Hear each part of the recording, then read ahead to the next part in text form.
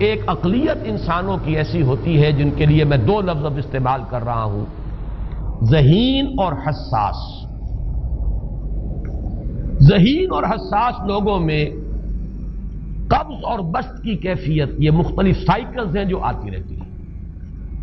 کبھی طبیعت میں پشمردگی ہے، دل بجھا ہوا سا ہے، کچھ نا امیدی سی ہے، خود اپنے اوپر اعتماد کی کمی محسوس ہو رہی ہے، مجھ میں صلاحیت نہیں ہے، میں کچھ نہیں کر سکتا، اب تک جو کچھ کیا اس کا بھی ہے، امنگ بھی ہے، امید بھی ہے، روشن پہلو نظر آ رہے ہیں۔ قبض کی کیفیت میں تاریک پہلو نظر آتے ہیں، مایوسی کے پہلو نظر آتے ہیں، پیسیمزم کی کیفیت، اور یہ جو بسط کی کیفیت ہے اس میں روشن پہلو۔ دیکھو یہ بھی تو ہے نا، آخر یہ بھی تو ہوا ہے، اور بھی ہو سکتا ہے، آخر اب تک میں نے یہ کام بھی تو کر لیا، آگے بھی مشکل آسان ہو سکتی ہے۔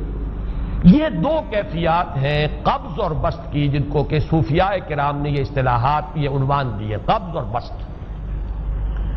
جتنی انسان کے اندر حساسیت کی کیفیت زیادہ ہوگی، ذہانت زیادہ ہوگی، اتنا ہی یہ جو ویوز ہیں اس کی ایمپلیٹیوڈ زیادہ ہوتی ہے۔ کم ذہین انسان ہے، کم حساس ہے، آئیں گے تو صحیح ہے، لیکن یہ کہ وہ ویو جو ہے اس کا ایمپلیٹیوڈ جو ہے اس کے اندر اوپر اور نیچے کی کیفیت زیادہ نہیں ہوگی۔ لیکن جتنا یہ معاملہ بڑھتا ہے یہ جو ویو ہے اس کی ایمپلیٹیوڈ بڑھتا چلا جاتا ہے۔ لیکن نارمل انسان کا معاملہ یہ ہے کہ یہ حدود کے اندر رہے، اسی کی ایک کیفیت جو ہے اب نارمل جب ہو جاتا ہے، یہی ہے جو جدید ہماری جو سائیکولوجیکل میڈیسن ہے اس میں اسے مینیکس ڈپریسو سائیکوسس کہا جاتا ہے۔ مایوسی ہوئی تو اتنی ہوئی کہ جیسے کمر ٹوٹ کر رہ گئی، اور اسی ڈپریشن میں ہوتی ہیں خودکشیاں،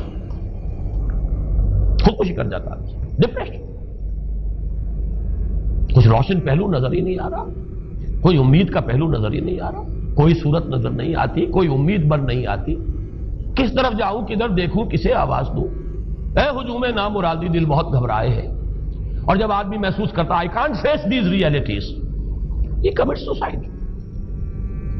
یہ اور جب کیفیت ہوتی ہے انشراح کی تو آدمی خوب بھاگ رہا ہے، دوڑ رہا ہے، امنگ ہے، محنت ہے، دوڑ رہا ہے، امیدیں ہیں، اب ہر چیز کا روشن پہلو نظر آ رہا ہے۔ عجیب ہے یہ، اصل میں مجھے کچھ تجربہ بھی ہوا ہے، ہمارے خاندان میں بھی یہ مرض موجود رہا۔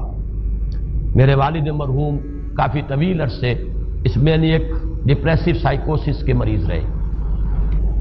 کچھ ہوتا ہے یہ معاملہ، ویسے بھی شاید ہمارا خاندان جو ہے اس کیٹیگری میں آتا ہے جس میں ذہانت نسبتاً کچھ زیادہ ہے، حساسیت بھی نسبتاً کچھ زیادہ ہے۔ یہ دوسری بات ہے کہ کوئی شخص جو ہے یہ فلسفے کے طور پر اختیار کر لے کہ اپنے آپ کو ڈھیٹ بنا لینا ہے، یہ فلسفہ بھی بن سکتا ہے، لیکن یہ ہے کہ اگر آدمی چھوڑ دے اپنی طبیعت کو تو یہ دونوں کیفیات آتی ہیں۔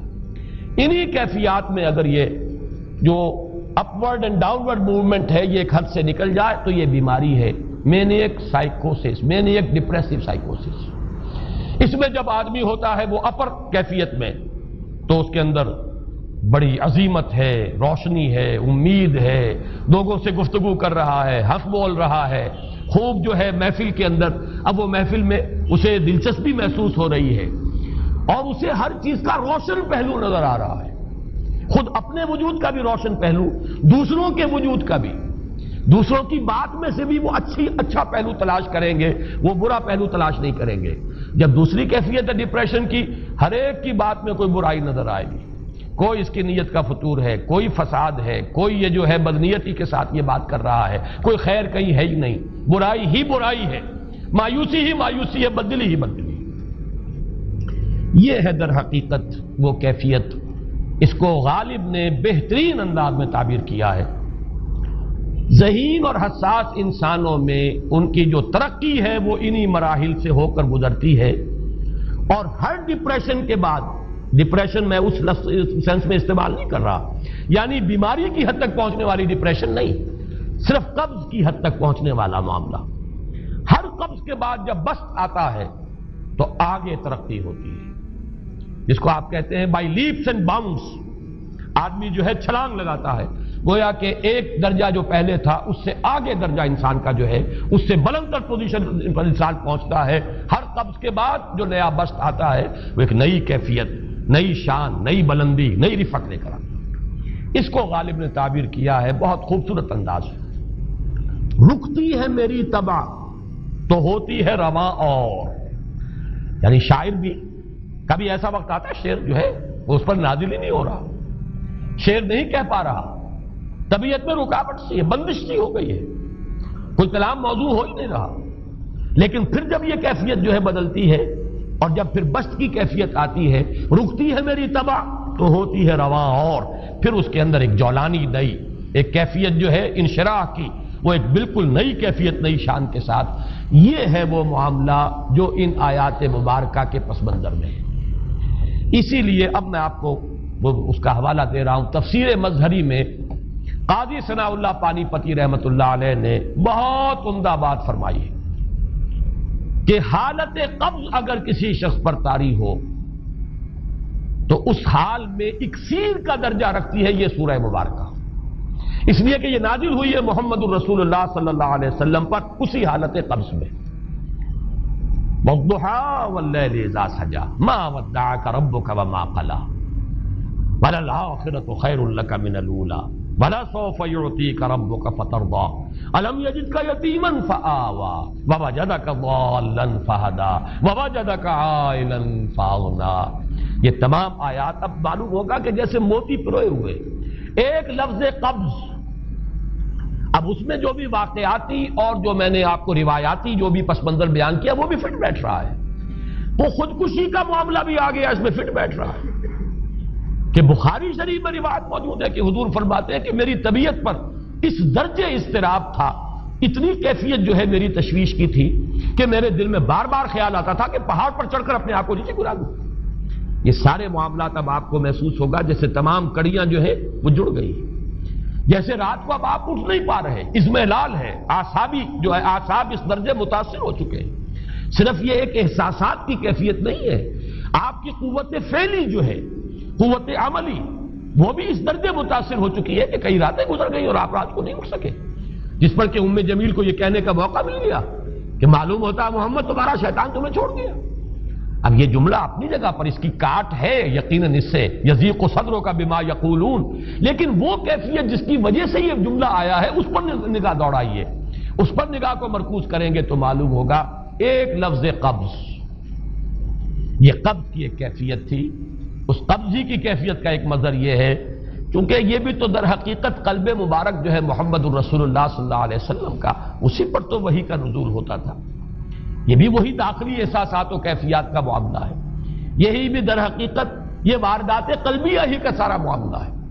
اس کو آپ خارج سے تعبیر نہیں کر سکتے، نہ ابھی کوئی ایسے مصائب تھے، نہ ایسی کوئی مشکلات تھیں، نہ ابھی کوئی رد و قضا ایسی شروع ہوئی، نہ ابھی کوئی بحث و نزاع کا معاملہ ایسا ہوا، نہ کوئی ابھی کوئی فزیکل پرسیکیوشن شروع ہوئی. یہ سب داخلی ہی کیفیات ہیں، اور ان داخلی کیفیات کے حوالے سے ان سورہ مبارکہ کو اگر صحیح سمجھا ہے تو صوفیہ نے سمجھا.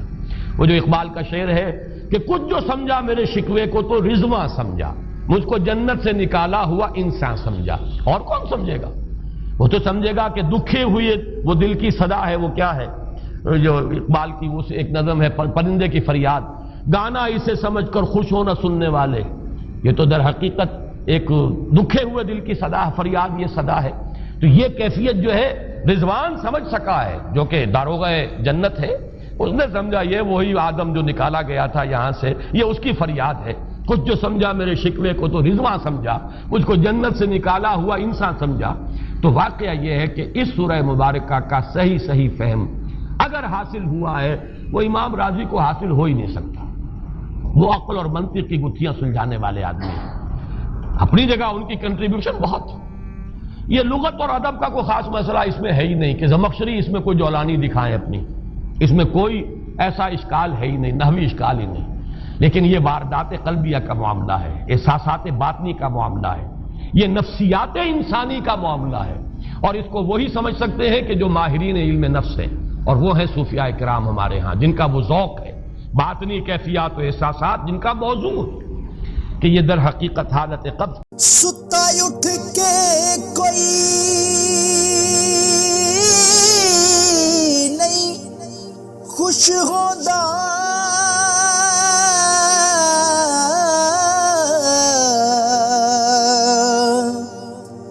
ਬੜੇ ਸੁੱਤੇ ਜਗਾ ਕੇ ਮੈਂ ਵੇਖਿਆ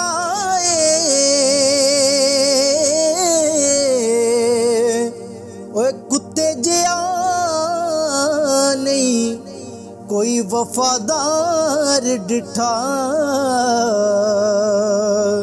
ਤੇ ਟੁੱਕਰ ਸੁੱਕਾ ਵੀ ਪਾ ਕੇ